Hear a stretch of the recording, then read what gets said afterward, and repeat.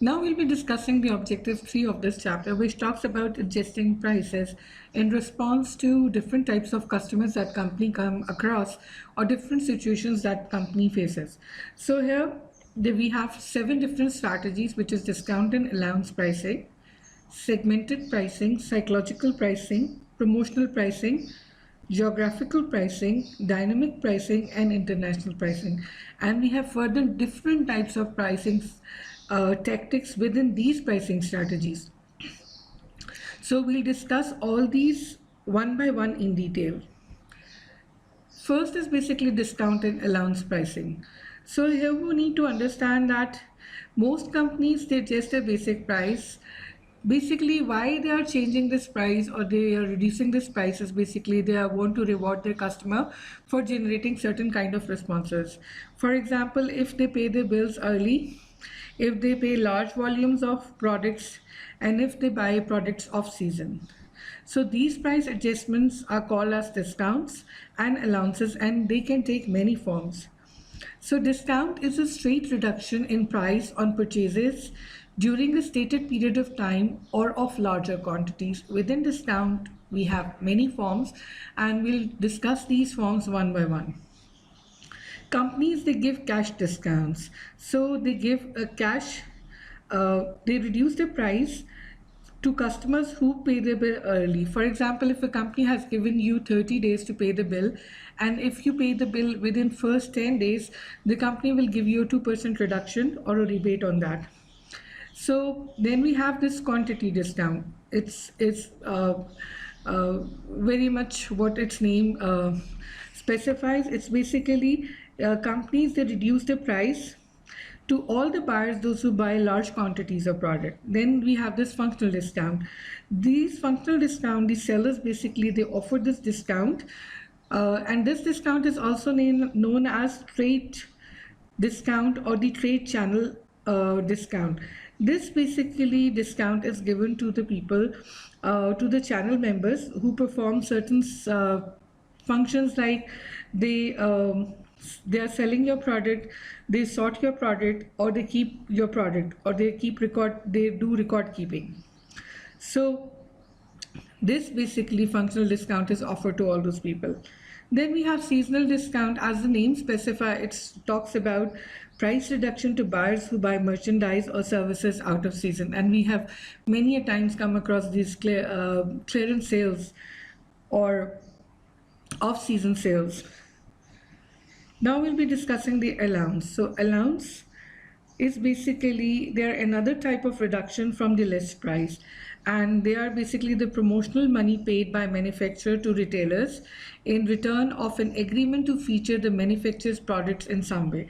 So it's basically because you are in partnership with them, they are giving you certain benefits.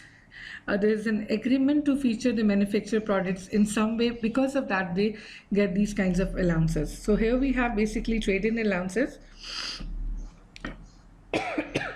So these allowances are basically trade-in allowances are price reductions given for turning in an old item when buying a new one. So customers who went for buying laptops, those who have this Windows 10 installed it, if they return their old laptop, they used to get like $200 rebate on that, and the price was actual price of new laptop was like $500, and they were getting it in $300 because of this trade-in allowance. And then and we have seen many companies like in Pakistan, like Multiform. If you return them your previous mattress, they give you to when you're buying a new mattress, so they give you that trade-in allowance as well. So then we have these promotional allowances. They are the payments or price reductions that reward dealers for participating in advertising and sales support programs. So here the dealers, what they are doing, basically they are providing support to the company, and they are being rewarded for this support. This support may be basically advertising support or the sales support programs. We have seen that many people, for example, your retailers, they do in-store advertising, or they provide in-store the sales support programs. So they are being rewarded for that. Now we'll be discussing the segmented pricing. Companies will often adjust their basic prices to allow for differences in customers, products, and location. So, selling a product or service at two or more prices where the difference in price is not based on the difference in cost. So, here the difference is not based on cost, and the difference is basically based in customers, products, and location. So, we look into them one by one. So, the first strategy basically talks about customer segment pricing. Under this segment pricing, what happens that different customers pay different prices for the same product and services, and we have witnessed it many a times in museums, in theaters, or in airline fares, that the senior citizens they have been given discounts, or the kids they have been given discounts. So these, what we need to understand here, that this difference in price must be justified.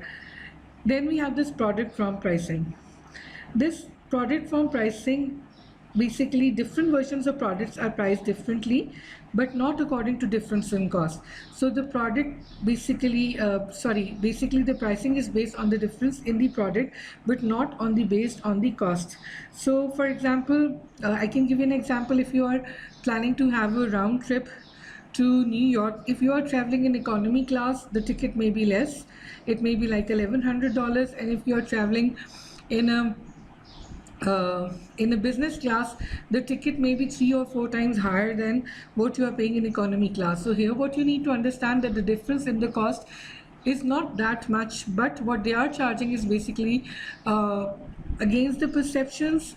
The customer, for customers, those who go for experience, or those who are looking for experiential service, they will definitely go for it, and for them it is worth buying because they want to have that feel. But the difference in the cost is not that much. Then we have this location based pricing.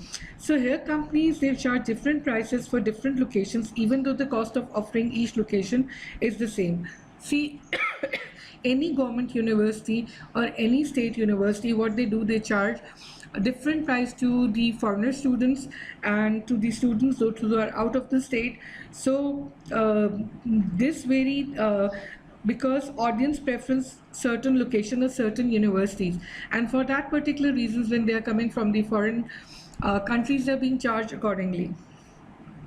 Then we have this time-based pricing, and you must understand, as the name specifies, it's basically based on the time factor. So a firm varies its price by the season, the month, the day, or even the hours. So according to that, they change their prices. We know that the movie theaters and many parks, theme parks, their basically prices on regular working days is different as that of the weekend, or probably the tickets are for these movie theaters, the tickets are cheaper in the daytime, and in the evening their prices of the tickets are different. So there are certain conditions for this segmented pricing. Well, first of all, we need to understand that the market must be segmentable. You can easily define the segments, and then these segments, they must have different degree of demand, and the cost of segmenting and reaching the market cannot exceed the extra revenue obtained from the price difference. And this segmented pricing must be legal, and it must reflect the differences in customers' perceived value. And finally, the people, those who have been given these discounts or the benefits, they should not be treated as, they should not think that they're being treated as second class citizens, or they should not be treated badly. Now we'll be talking about the third type of pricing strategy, which is known as the psychological pricing. It is basically pricing that considers the psychology of prices and not simply the economics. The price is used to say something about the product. So here what we need to understand, that price is something which says something about the product. Price is basically reflective about the product. For example, all of us know that when brands, they're charging us, maybe a shirt that you're buying has a Nike swoosh on it, may cost like $5 or $6, and a similar quality t-shirt may be of like $11, the price may be $11 in market, but when you are buying it with a Nike swoosh, the company may be charging you 100 or $150 for that. You may buy a perfume bottle and the scent may be of like $3, but you are happily paying $100 because you feel that the product is worth it. So in using psychological pricing, sellers, they consider the psychology of prices, not simply the economics. Customers usually perceive high priced products as having higher quality, and we have seen that the people think if the product is priced high, it is definitely reflective of the quality. And we need to understand many times people, they don't have skills or they don't have ability to judge the product quality, or so for them price is the actual point of reference to think that the product is of high image or is of high quality. So uh, for example, if there are two lawyers and one is charging $50 per an hour or one is charging like $500 per hour, and you don't know about their educational background or their competitive skills, you will definitely perceive that the person who's charging $500 must be more competitive and more professionally sound as compared to the one who's charging $50. And then within the psychological pricing, we have this reference pricing. Prices that buyers carry in their minds and refer when they look at a given product. The reference prices might be formed by noting current prices, remembering past prices or experiences, assessing the buyer situation, and sellers can influence or use these consumer reference prices when setting prices. So we need to understand they are basically they can be basically formed on the basis of what is in the market, how competitors they are charging price for the products within the same product category, and what was the past price you can compare with it, or your past experience with the product. You can even assess this with the buying situation, what situations like in COVID-19.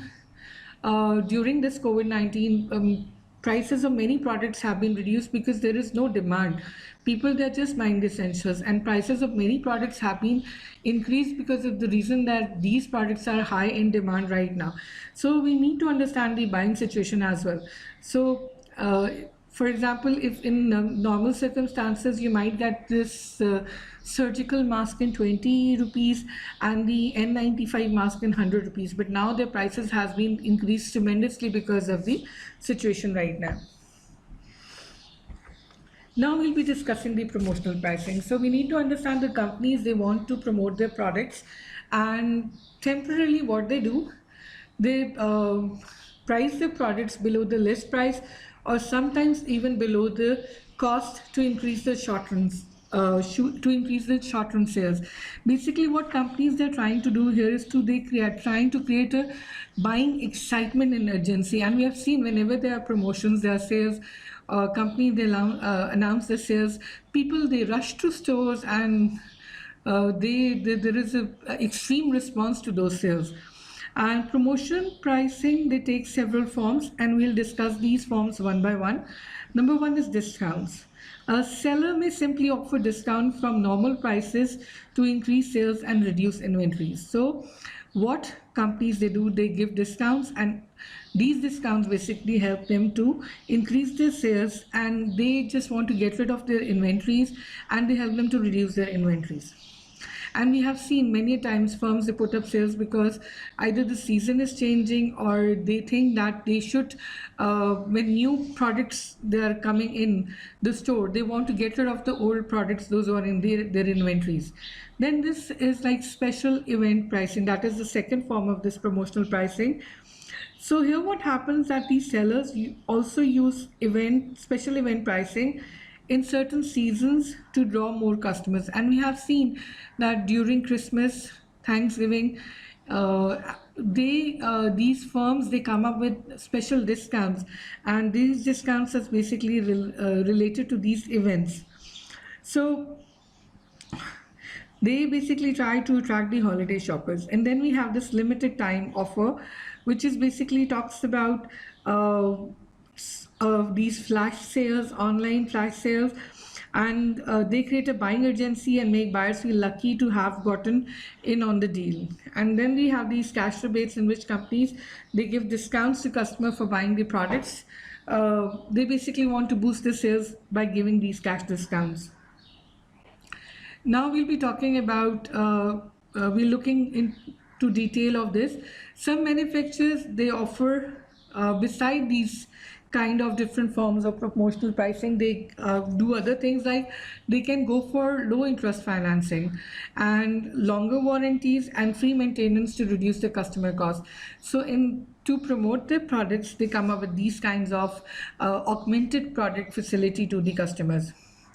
And then finally, the promotional pricing can help to move customer over humps and buying decision process. So if there is any hindrance, or this basically pricing basically helps customer to easily make a pricing decision, because these promotional pricings are available online and you can easily compare the prices and the discounts, and then you can basically make a wise decision. And this promotional pricing may have adverse effect under certain situations, like during most holiday seasons, it's all out bargain war, like everybody is into like giving these discounts, and there seems like a war going on between different companies.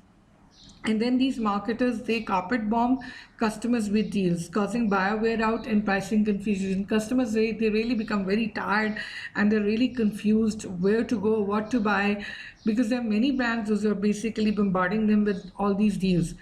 And then there's another thing which is very important. And when companies, they keep on giving these promotional pricing discounts, what happens that it may affect the customer's brand value. So the perception of brand value. So companies, they should be very wise. Many firms, those who keep on giving these discounts regularly, these promotional pricing discounts regularly, what happens that they may be compromising on their brand image and their brand value. Now we'll be talking about the geographical pricing. This geographical pricing is basically about setting prices for customers located in different parts of country or the world. So this basically talks about setting a price based on the location. So in this, basically, a company also must decide how to price its product for customer located in different parts of United States or the world, as we have already specified here. So company must look into the fact that should the company risk losing the business of more distant customers by charging them higher price to cover the higher shipping cost, or should the company charge all the customers same regardless of the price. So in this scenario, companies, they have two options. Either they can price product according to the distance that is basically to be on the base of the distance, or should they come up with the uniform pricing strategy. So in this regard, we look into these 5 geographical pricing strategies. And for this, we are taking a hypothetical situation in which there is a company which is known as the Peerless Company, and it deals in paper. It sells paper products, and it is selling these paper products to in 3 different locations.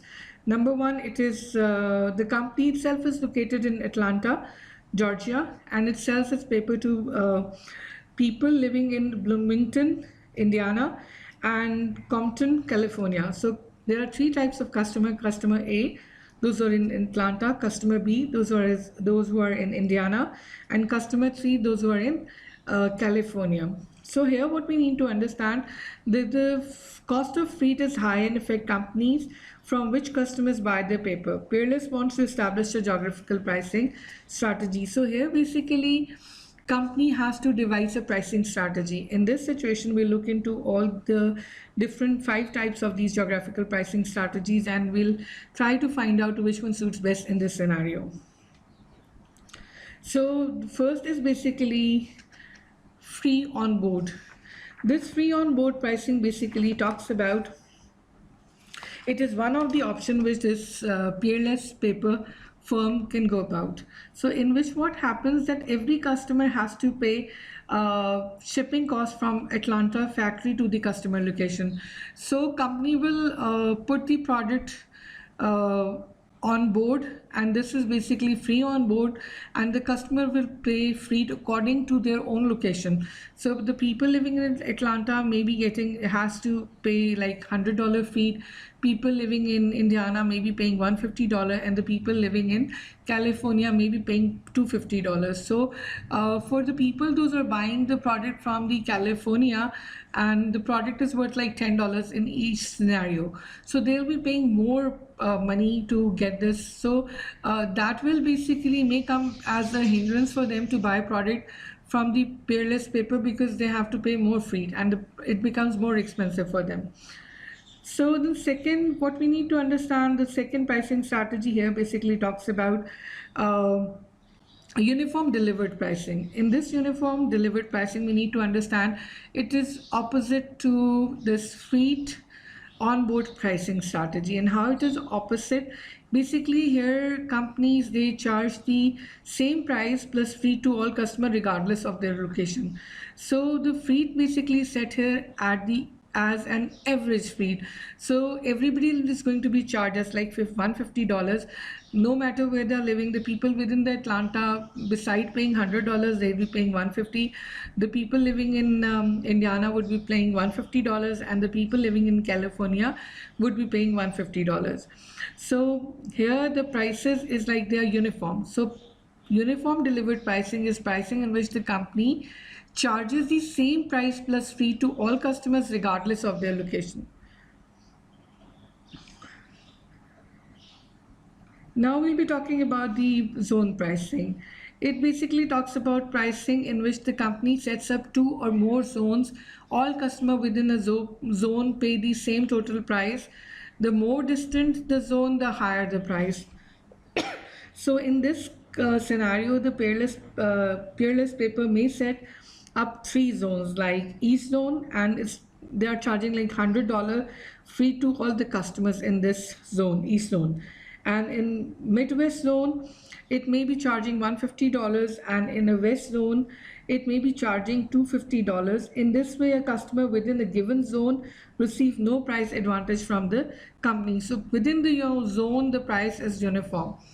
Then we have this basing point pricing, and this is a pricing strategy which to me it sounds really, it is really appreciative, because if every company wants to have, don't want to compete on this freight prices, they can basically go for this basing point pricing. And what happens in it, that pricing in which the seller designates some city as a basing point and charges all customer the freight cost from the city to the customer. For example, so in this basing point pricing, we can take an example of Peerless paper. If Peerless paper, they set Chicago as the base point, and they are charging like the $10,000 plus whatever is the fee to the location from Chicago as a package of price.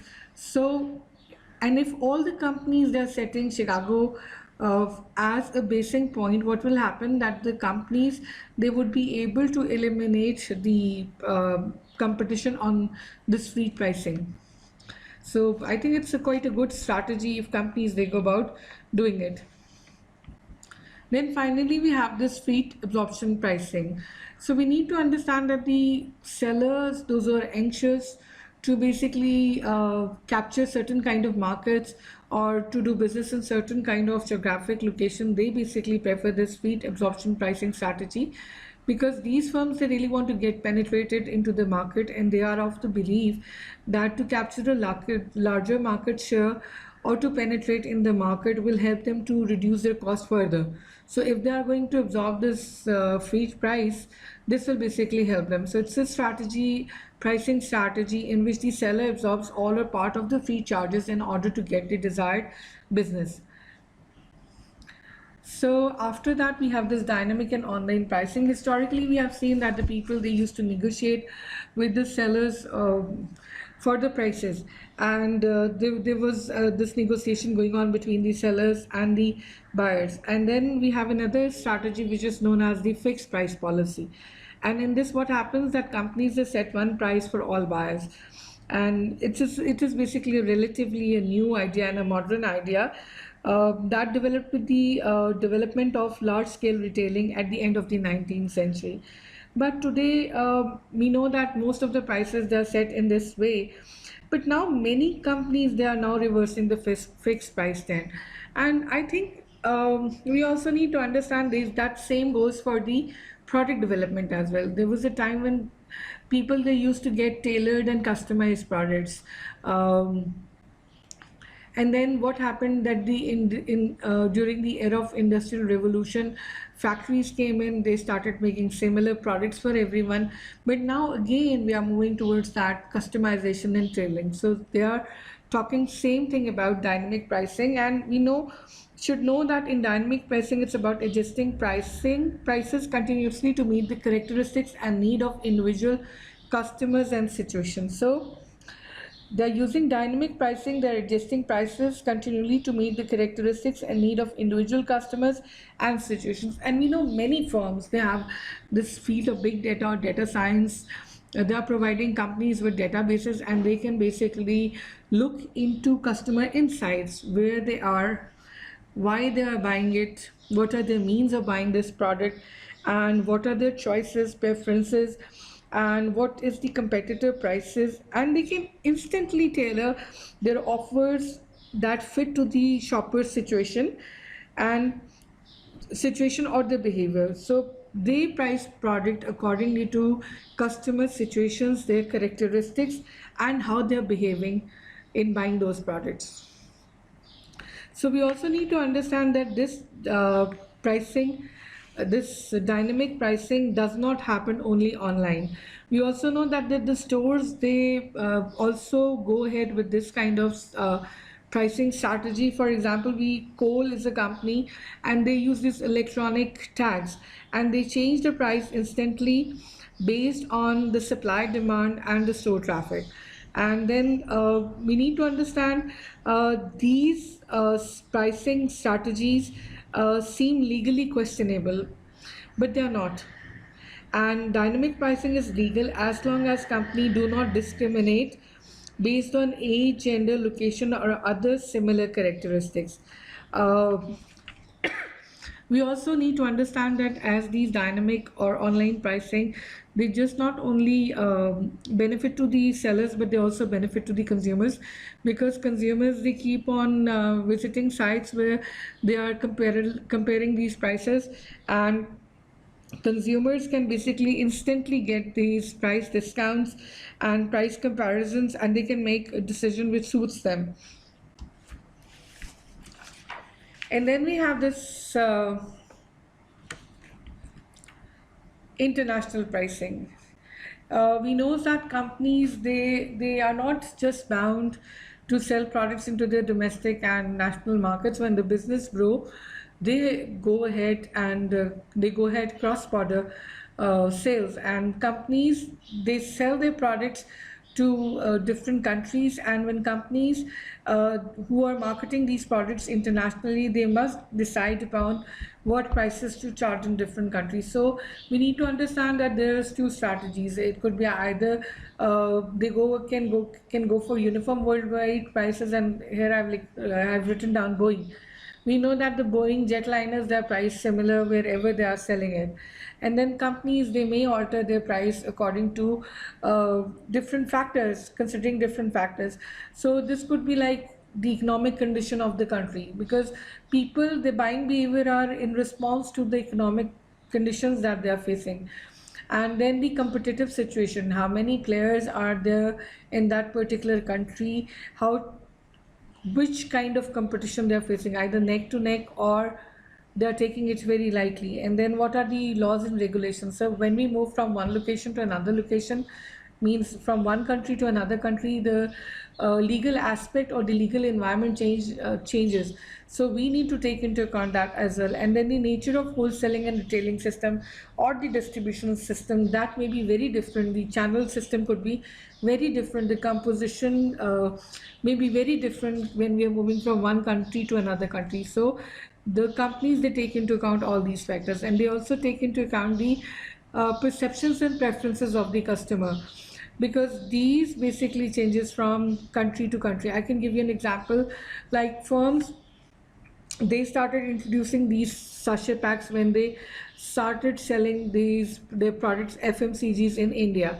Why? Because customers used to prefer, because of their economic conditions, they used to prefer small quantities of products.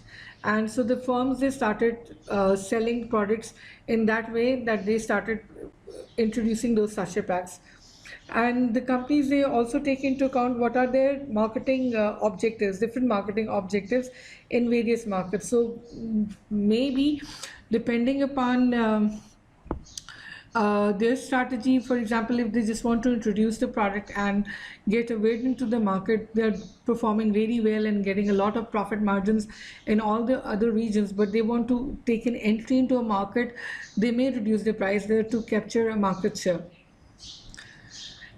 So now we'll be discussing this objective 4, which talks about key related issues that are related to initiating and responding to price changes. And we know when firms, under different situations, they respond by either cutting down the price or increasing the price. So we'll look into both these situations. There are two situations under which firms, they consider price cutting. Number one is when they have excess capacity, and when they have excess capacity and they want to produce to their maximum capacity, or they want to utilize their maximum capacity of production, they reduce the price, because once the price has been reduced, the customer will be willing to buy more and more, and this will help them to use the full capacity, and eventually the prices will further be reduced because the cost will be reduced, because the firm is basically having economies of scale. And the other scenario is different, and in this scenario what happens, that the demand is falling, and when the demand is falling, every competitor or every firm within the market, they try to fight for that market share. They want to hold on to their market share, so everybody starts cutting down their prices, so the customer keeps on buying the product. So in this scenario, companies, they cut down their prices. Or when the recession, when there is recession in the economy, you know that the customer buying power has been reduced. So firms, they must respond to it by cutting down the prices. So all the firms, those respond aggressively. Basically, either they want to hold their market share, or they want to increase their sales, or they want to increase their market share. So we have already discussed all this. Now we'll be talking about initiating price increases. So there are situations when companies increase their price, and a successful price increase can greatly improve profits. So if a company profit margin is 3% of its sales and 1% price increase, then what will happen? That 33% of its profits will be increased if the sale volume remains unaffected. So there are several factors that lead to this price increase. Maybe cost inflation. When the cost of producing the product increases, what happens? That the firm translate this basically increase in cost to the customers, and rising costs squeeze profit margins and lead companies to pass cost increases along to the customers. So companies, they don't want to take that pressure, they don't want to squeeze their profit margins, so they basically translate it or in terms of increasing the customer prices. So there's another factor that lead to price increase, that is over demand. When firms, they see that there's a huge demand of their product and the supply cannot meet customer needs, what happens? The firms increase their prices, and we have seen this, or they ration products to the customers. They set quotas for different regions or for different customers, or they go for both. So we have seen this trend today worldwide in oil and gas industry.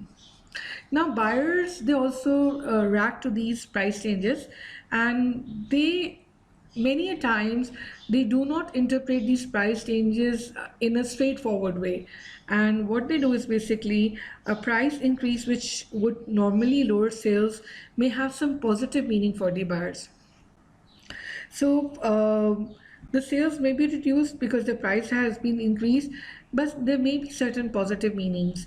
Customer may think that if Rolex is basically increasing its price, probably it's becoming more exclusive, or its value has been increased, or maybe they think that Rolex is being unfair to them. So they could think positive, they can think negative as well. And customers may view a price cut in several ways. They may think that the company is either compromising on their quality, their image, or maybe it's an exclusive or limited time offer and they must go and buy the product. And how competitors they react to price changes is like competitors are most likely to react when the number of firms involved is small. So if there are few players, so they are going to react. And when the product is uniform and or when the buyers are well informed about the product and prices, in all these situations competitors will basically most likely to react to the price changes. So here we reverse the question and ask how firms should respond to price changes by a competitor. So when competitors they change their price, how firms they should react to it. So firms they need to consider several issues before they respond to this price changes. They need to understand that why the competitor has changed the price, and they should also look into the fact either this price change that is being offered by the customer, is it temporary or is it permanent, and what will happen to the company's market share and profit if it does not respond. So all these questions are very important, and are the other competitors going to respond or not? So companies must take into account all these uh, questions before they respond to any change in price by the competitors. Beside this issue, company must also take into account what is its own situation, what is its strategy, and what could be possible reactions by the customer to the price changes. Now let's look into this flow chart, and it will help you understand how firms they should go about responding to price changes by the competitors. So you ask this question, has competitor cut price? If no, hold on to your current prices and keep on monitoring the competitors' prices. And if they do change their prices, or if it does change its price, then you should look into the fact, if you will change the price, will it negatively affect our market share and profits? If you lower down the prices, how it is going to affect you?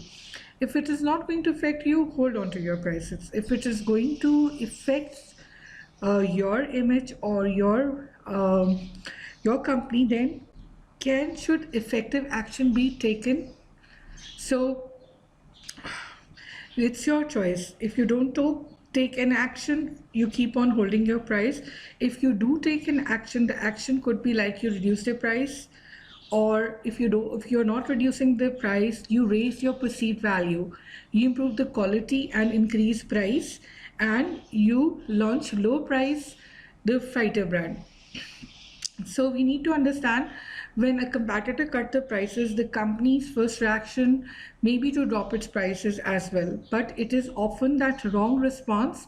Instead, the firm may want to emphasize the value side of the price, that is value equation. So you need to understand that initially what you understand is like, if your competitor is reducing the price, you should also go and reduce the price, but that should not be case. You should look into the aspect of this value equation. So can you maintain your can you hold your price by increasing the perceived value, improving the quality and increase price, or you launch low price fighter brand? Lastly, let's look into the last objective, which gives us an overview of the social and legal issues that affect the pricing decisions. So we need to understand that either it's the federal government, it's a provincial government, it's a state government, or even local government. What happens that they have these laws which governs the fair pricing, and Companies, they should look into the laws, and beside that they should also consider broader societal pricing concerns. So the major public policy issues that are in pricing, it includes potentially damaging pricing practices within a given level of channels, such as price fixing and predatory pricing. So these should be avoided, and they also include pricing practices across channel levels, such as retail price maintenance, discriminatory pricing, and deceptive pricing. So we should look into all these pricing practices which are not fair, and we should try to make laws, and the firms, they should be societally responsible of not doing any practice which basically will be compromising not just their image but is also harming to the consumers, and consumer may have negative emotions for that. Although many federal and states statutes regulate pricing practices, reputable sellers go beyond what is required by the law. And treating customers fairly is an important part of building strong and lasting customer relationship. So firms, they must be ethical, morally sound, and they should be socially responsible firms. So by this, I'm going to end this chapter. Thank you very much for being